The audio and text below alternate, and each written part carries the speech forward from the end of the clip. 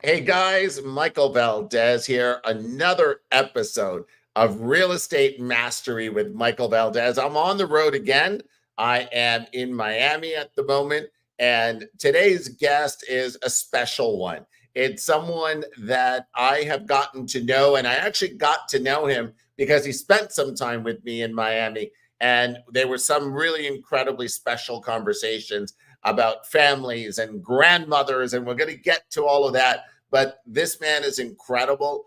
Austin Cheviron, one of the top coaches in our industry, is joining me today. Austin, come on in, my brother. How are you? I'm excellent, Michael. It's always cool when we get to hang out, man. That's It all I. really, really is. And it's funny because I relocated to Dallas, but I'm in Miami at the moment.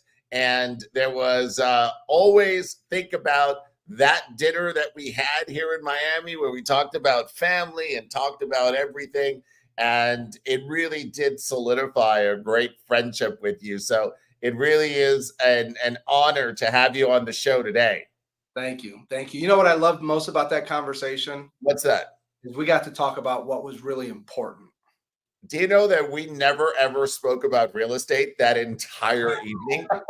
That was the greatest thing. I think it was, we get consumed with this in Yeah, our industry. And it was so cool just to sort of just have two human beings sit down, and it was such a wonderful experience. So, brother, I'm just going to share now with you, with the audience, and let everyone understand how special you truly are. But I want to start from the beginning, my brother. How the heck did you get started in real estate? so I would say I had the blessing of my father being in real estate since I was 6. And So I I'm got for to meet your dad you when we did. were at that rally together. My dad is the nicest guy, the one of the most professional. He taught me the right way to do business. What does Uh, that mean? he taught me how to treat people.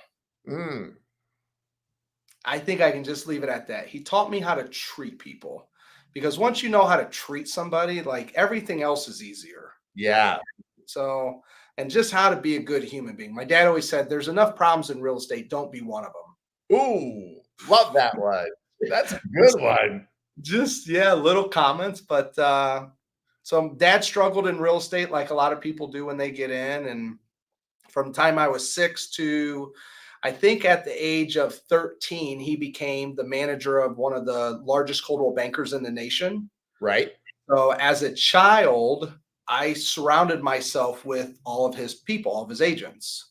And his market, he had a 40% market share. Real estate, Oh, yeah. 40% market share in Fort Wayne, Indiana.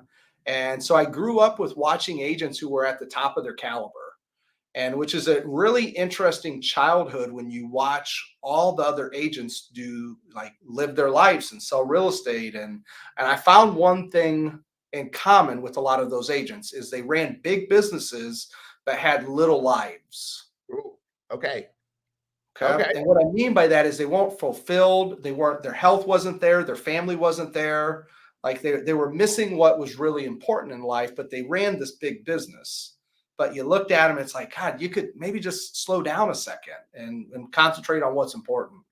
And so I was his assistant at the age of 16. At the age of 21, I got licensed and got into the business because I didn't think anybody else would give me a job. So we got into real estate at 21. Struggled until I was in my late 20s. And actually, at my second kid, at 28, I was on welfare, which is not the proudest moment of my life. But went through those stages of no business equals welfare, and you need assistance to live. Like, man, I missed it. Uh, I actually want to have you go deeper there because I've heard you tell this story, and it's such one of the most poignant stories. And I remember sitting with you when you were presenting and knowing your story. And you said to me, Michael, how was that presentation? But don't tell me it was good. Critique it for me. And I yeah, said, the thing that was missing was your story, because your story is one of the most powerful things that I know you as a friend. And you sent me a video of your last speech where it was that, and I was riveted with hearing your story and you sharing it and you being so vulnerable. So I'm going to ask you to just share a little bit more, because there was a moment for you when you were a young father and realized that it was that you were on welfare, and there was a turning point that you share, and you Yeah. say, no, never again. What was And that turning point? just to be clear, that last speech was because of you and your feedback. Just, I know you know that, but I'm telling you right now, I'm telling everybody, if you're not seeking feedback from people that you respect, go do that, because if not, it's going to be hard to get better. And Michael, you just told me, hey, I need to hear more family, more vulnerability. Great speech. Make it better next time. And because of that, I made it better. So thank you, by the way. Um, we're at the hospital, and I told my wife when we had our second child, I said, we qualify for welfare. And she said, how? Mm, How? And the first key there is she didn't know. And I think a lot of people's spouses don't know financially where they're at. And I just said, well, obviously my income was down and my expenses were higher, and the government says we qualify for welfare. And I told her, I said, we're going to take this. She's like, we're not going to take that. We're better than that. I go, no, we're not. I said, I'll make you a promise. I'm going to make you a promise. I'm going to make me a promise. And the promise I made her was that we will never financially be here again. I mm. said, I will get us out of here. I will figure it out. But I promise you, while I figure this out, that I will keep family first. Because remember, Michael, all those years I saw all these successful real estate agents neglect their family, not with good intentions, like they just didn't know. They didn't know if I focus on this, then this gets neglected. Yeah. And I told her I'm going to do that. So I made her a promise that day. Promise I made her was I'd be home every night at dinner at 5 o'clock, which we call the Grandma Clem's rule. Yeah, we're going to get into that. I love that one. So every night at 5 o'clock, I'm home for dinner, non-negotiable. After 5 o'clock on Fridays, I will not schedule any appointments. And then on Sundays, I won't schedule any appointments. That was a promise I made to her. And I told myself, I said, me, Austin, you will not be here again. You will figure this out. And I went on a mission, Michael. There's a point in which you hit rock bottom, and then you Yeah. hit like bedrock bottom. Yeah. I was somewhere around that point. And so how long ago was that you've implemented all of these rules, the 5 p.m. rule, the family balance rule, and the Grandma Club rule? It was just a little more than a decade. Really? Just a short decade. So just for the last 10 years or so, every day that you're not traveling, 5 p.m., sit down with the family. That is sacred. Nothing else gets on that calendar. Doesn't happen. Wow. Wow. In today's day and age, when everyone is tied to this thing and tied to like everything, and everything is instant, and you're on social media and you hear a ping and you've got a DM and you got to answer it. It's like 5 o'clock, everything shuts down. The family sits around the table. You're in community. Yeah. And the reason why I was able to do that is I just did what most people don't do, is I just made a decision. Yeah. Yeah. Oh, wow. Say that again. That's so powerful. Wow. I just made a decision. And once I made the decision, it was really clear. Here's Yeah. what's important to me. Everything else is second. So when you make decisions and you put the things in the right priority, like this is number one priority, this is number two, then it's really simple to just act on that. Yes. And when distractions get in your way, it's like, no, I've already made the decision what I'm going to do and how I'm going to live. And so I just made a decision of I'm going to be home every night at 5 o'clock for dinner. I don't care who's got what, or I will say every once in a while, every blue moon, there's an exception. Sure, of course. Like Yeah. I work on Sundays when I travel with my family from Monday to Saturday, and my family's sick of me. Like I'll go work on a Sunday then. Yeah. Well, It's it's a powerful thing, because when you decide that thing, that root word of side means to kill off everything else. So when you kill off every other option, you have no choice but to do what you said you were going to do. That's it. And You I know? stuck to it. And Yeah. Married 17 years now. So obviously something's working. It's something right. Something's working. That is right. All right. Now, you built a very successful real estate career, and now you've shifted into one of the top coaches in our entire industry with your cousin Nate. And I love that with Cheviron coaching. So tell me how you actually did that shift, but more importantly, why? Great question. Great. When I hear you say that, I'm like, God, that's a deep question. So I was given the gift of having a vision. Mm, Okay. I worked on it, but it's a gift to find it. And some people find it early, some people find it later, but I found it. And I realized that my gift in life is to know that I'm here to give it away before it's taken. oh, That's why I'm here. We talk about life, business, and legacy. I'm really focused on the legacy point, not for what my future generations will get, but what I can give while I'm still here. mm, And when you when you figured this stuff out, it's not a job, it's an obligation. And so, people ask me, I went from welfare to being one of the top agents in the state of Indiana, and then I quit. I literally quit selling real estate. And they're like, why would you do that? You finally just made it. And I'm like, well, there's the next thing here for me. There's the next thing for me to get to. It's life. It's constantly growing or going up the mountain. right. And so then we started running a team, and I started building out my investments. And then we started our team back when we moved to EXP in 2020. We started with me as a solo agent. We ended up growing in less than 4 years, one of the top teams at the company.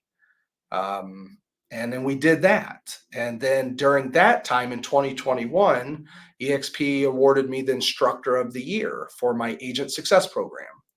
And I'd been training on that program for seven years total. But at that point, about 4 years, I've been training hundreds and hundreds of agents on just how did I do what I did. And when EXP named that program out of 224 instructors, I believe, I looked at Nate, I'm like, we have a higher obligation. Mm, We have a higher obligation now. We have to take this as a serious thing. And so we started to transition our offerings into Cheviron coaching. And it's like, okay, well, what do we have that we can give the world? And well, we have the agent success program. And then people kept asking us, well, how are you guys running your team? How do you have 20 agents? You're competing with teams that have 100 and you don't buy leads. And you're saying you're not involved in anything. And so then we started to train them on that stuff. And then next thing you know, that the demand for the product was higher than my availability. So then we created a training program on that.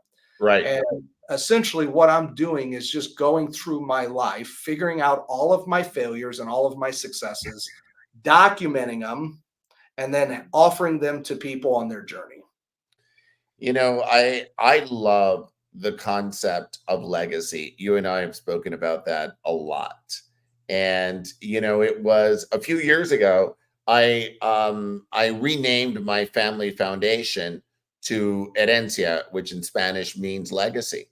And I wanted to do that as a constant reminder because everything I own, all my properties, everything, when something comes in the mail, especially now during tax season, right? It's like you have a constant reminder of everything because you see it everywhere. You see it on your emails that come in, and it was a constant reminder of this is part of what I want to leave behind. But it was what you were saying. It's leaving the lessons behind more than anything. It's not monetary per se. It's really the lessons that you want to leave. And so I think that is such an incredible ethos that you and Nate have done, where it's a responsibility to teach.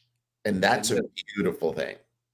And it weighs, I will say it does weigh heavy on me, not in a bad way, but in a way in which, you were given talents and opportunities and you did something with them. And if you don't continue to to train, to teach, to give, like I know they could be taken away from me at any second. Tell me And tell me about one of those pieces of advice that you've given one of your coaching students that actually came back and said, "Wow, that was why I did this." Do you have something that comes to mind? it actually just happened yesterday. Shut up. It did. It just happened yesterday. The guy said, Austin, I've been working on these things, but I haven't seen them. And he just went to a conference Yeah. and he's like, I saw it now. He goes, all the things I've been working on, it finally started I could see it. Wow. And what I tell everybody is I figured out we need three things. We need a goal and a vision. Yeah. That's where I always start with everybody. Because without that, what are you doing? Life's too hard. You don't know where it's going. You need an X on your treasure map. Yeah. Like, where are you going? What are you doing all this for? What direction do you go? When the storm hits you, do you know, like, this is where I'm going? When that piece of mail comes in and you can see it says legacy, that's your vision Right. speaking to you every day or every time you get the mail. And so I always said, we got to start with a vision and a goal. And that's hard work. It's harder work normally for people that are younger than older. The younger generations don't have the life experience to understand all these things, and they seek it, and it's hard. The second thing I tell everybody, we need a system to operate on. So if you don't have a system and a process, then it's just going to take you longer and your failures are going to be higher. So how did I go from in 10 years? How did I get here? I ran a system. Love and then the last thing I think we all need, we need a guide. We need someone to show us, here's how to do this. Here's maybe a better way. When you hit the fork in the road, go right, Austin, not left. You're going to come up to a fork. The next time you speak in front of people, Austin, you're going to want to talk more about family. It will resonate with them better. It's a better story. You were my guide that I enrolled you in being my guide. I don't know if you know that. I enrolled you in being my guide. And so because you have spoke far more times than I ever had, and you knew who I was. And it's like, if you could give me good feedback, please, if you could be my guide, then next time I do this, I know where I'm trying to get to. You could help me improve my system, my process, and show me how to get there. So thank you again. I honor you for asking that question, because you said, don't tell me that my speech was good. You're like, don't say that. That's what everyone says. Well, they don't want to offend you. Oh, it was good, Austin. Yeah. It was like, don't tell me it was good. Tell me how to get better. So And that was really great. But you mentioned that whole process, right? And you mentioned the failures. And I think that we learn more, obviously, from our failures than we do from our successes, because the failures show us what not to do in order to get to the path that we were supposed to. Back to your X on the treasure map. If you turn left and you turn into like 20-foot swells on the waves, it was like, well, that was a bad mistake. So tell me one of the lessons you've learned from your failures. It's funny. I was at a conference in February, and there's another coach that was the other keynote. It was me and him, and a sales guy sat next to me, and he said, "Hey, tell me about you." And I didn't know who the guy was. And so I'm like, I just got a big box of failures. And he's like, big box of failures? I go, yeah, I just messed up a bunch of times. Well, he finds out the next day that I was the other keynote speaker, and he looks at me like, big box of failures, huh? And I'm like, now you know. That's why I'm here, because I messed up so many times. I'll start with the easiest one. Financial failure. Okay.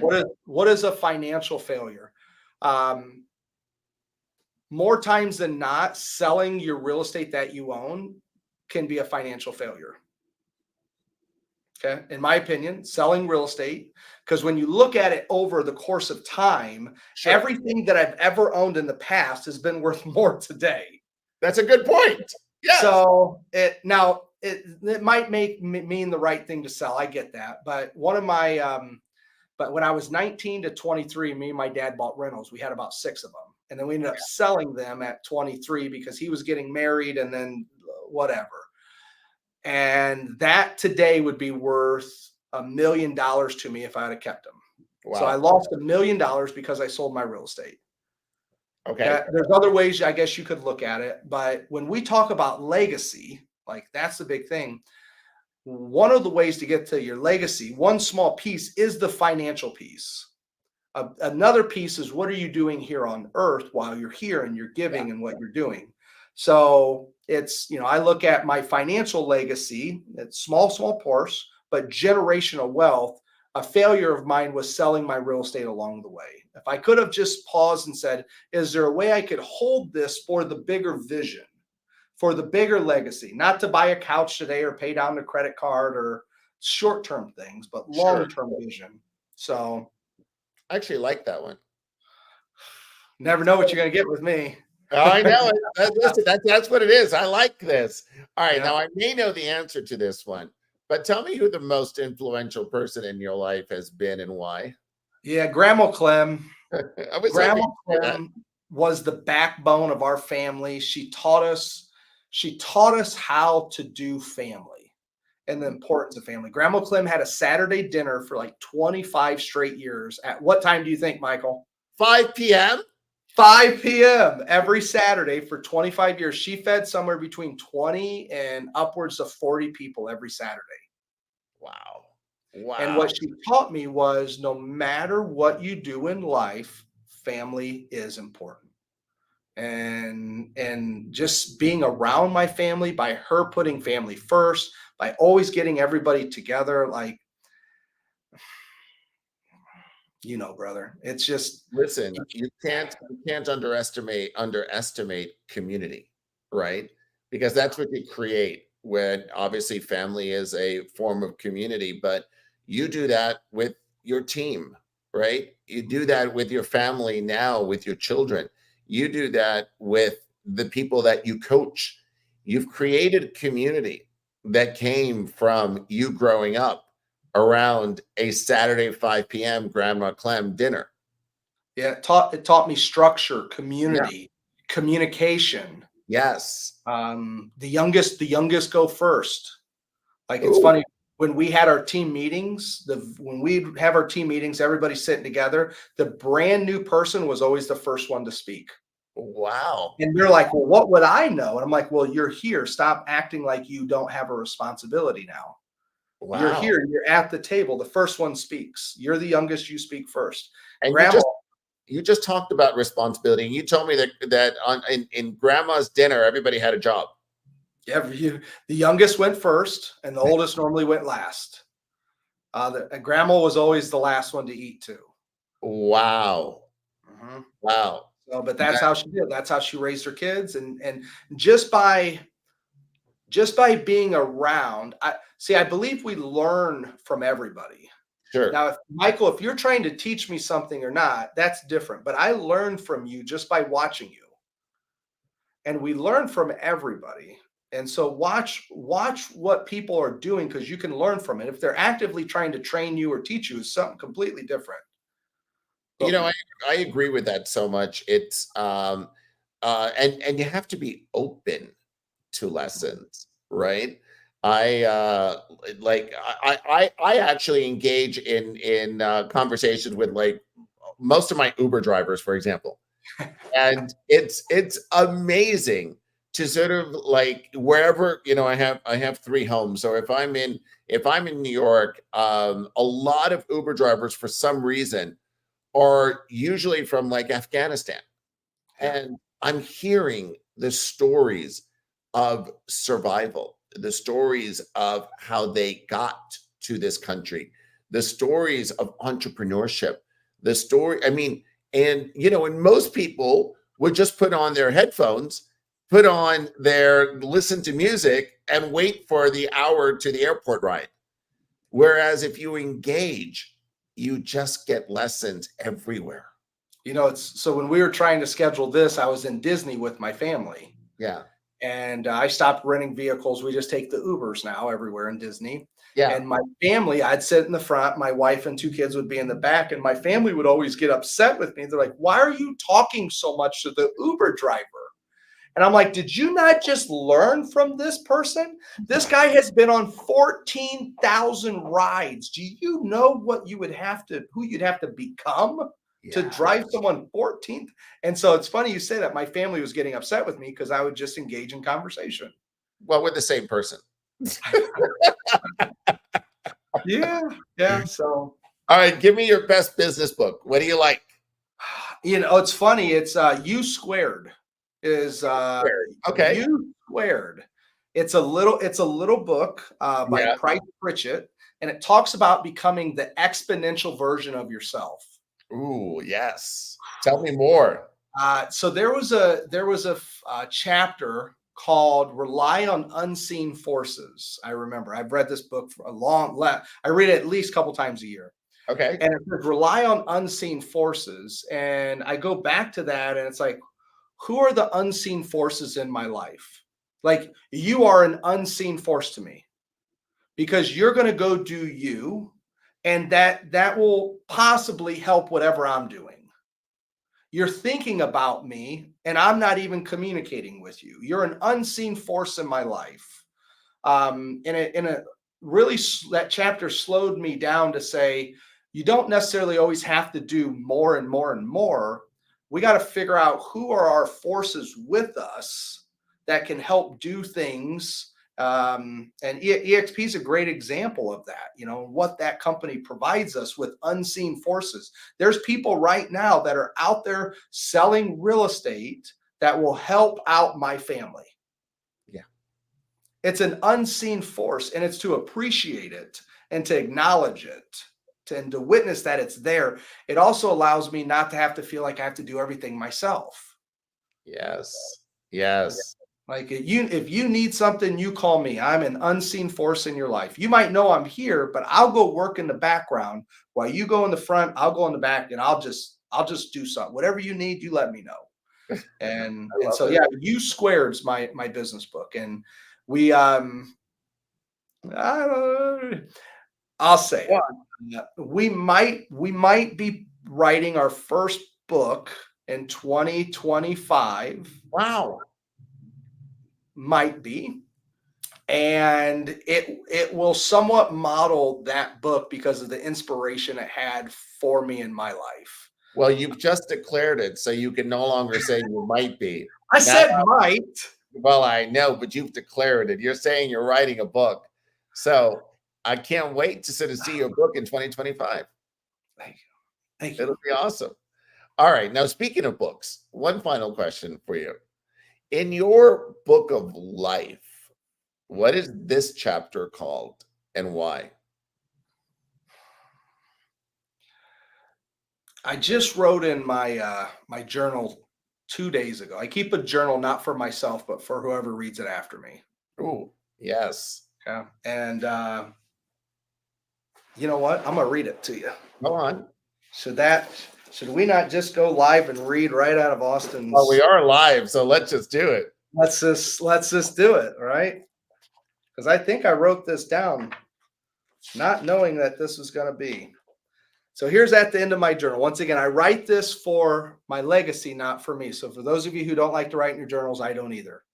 But somebody's going to read this one day, and they're going to say, "Here's what he did." So Yeah. at the very end of my thing, I wrote, "It's a whole new world, one that I have created. How fun, how exciting. I've earned it. Now it's time to earn the rest of my life." Wow, that's powerful. So what's the name of the chapter? I think I'm on the legacy chapter right now. I think I've moved on from success, and we're moving to legacy. And legacy still will have some of the pieces of success there, but it's a different focus. And it's nerve-wracking sometimes. Like, you literally quit everything for an unknown, but that's where you have that vision. You have guides around you to help tell you if you're doing it right or if you're doing it wrong, and Right. you just trust. And it's time to. I'm 40 years old. I grew up at a young age, had a death of my mother at 16. You heard that was the first time I ever said that publicly, was what you heard. And I grew up at a younger age, and I relate more to about a 55-year-old in my life where I'm at. I think just because of the tragic death at 16. Sure. And so I feel like I'm at 55. And so if somebody's listening around 55, it's like, you've learned it's time to get to it now. There you You go. know, it's There you time go. to get to it. So I know I'm 40, but it's time for me to get to it. And if I do it right, I've gained an extra decade on my life. There you A go. decade in which I can give, I can enjoy. I don't consider it work what I do anymore. I consider it just my life, and it's time And to go do that. oh man, you are a rock star. Austin, I love who you are. You know that. And when you share as openly as you did today, as you did on the last speech you did, it allows lessons through your vulnerability. And so I'm so grateful to you, my brother. I truly, truly am. Thank you for the time today. And it's always a blast to spend time with you. And can't wait to see you in person. Yeah, I'll be soon. I'll probably be in Dallas here eventually. So All right. Well, you're welcome any single time. So thank you. can't wait to see you. Thank you. And thank you all for watching.